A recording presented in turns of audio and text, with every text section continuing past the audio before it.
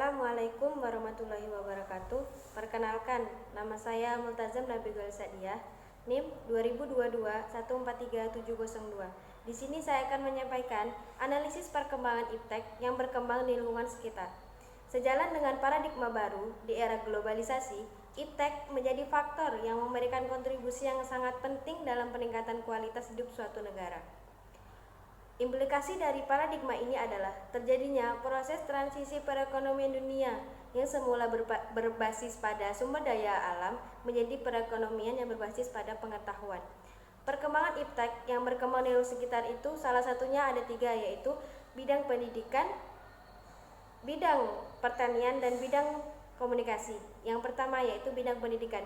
Pendidikan adalah suatu proses untuk mendapatkan pengetahuan, keterampilan, dan kebiasaan yang dilakukan oleh sekelompok orang ataupun individu.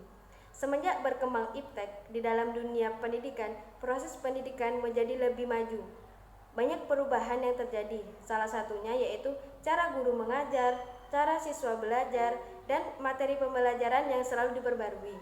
Dengan adanya perkembangan zaman, membawa manusia dari yang awalnya hanya menggunakan kertas dan pulpen untuk berkomunikasi jarak jauh antar siswa dan guru, sekarang hanya menggunakan telepon pintar untuk melampaui batas ruang dalam waktu sekejap.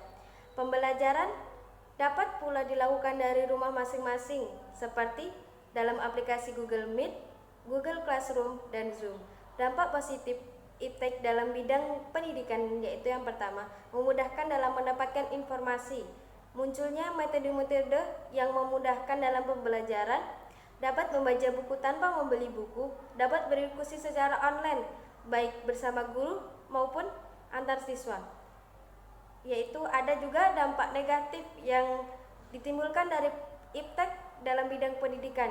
Yang pertama yaitu siswa menjadi malas belajar karena adanya teknologi yang membuat mereka kecanduan. Yaitu yang kedua, menggunakan teknologi untuk mencari sesuatu yang tidak jelas ataupun tidak bermanfaat. Yang kedua yaitu bidang pertanian. Pada zaman sebelum berkembang teknologi, dalam bidang pertanian ini sangat membutuhkan sumber daya manusia.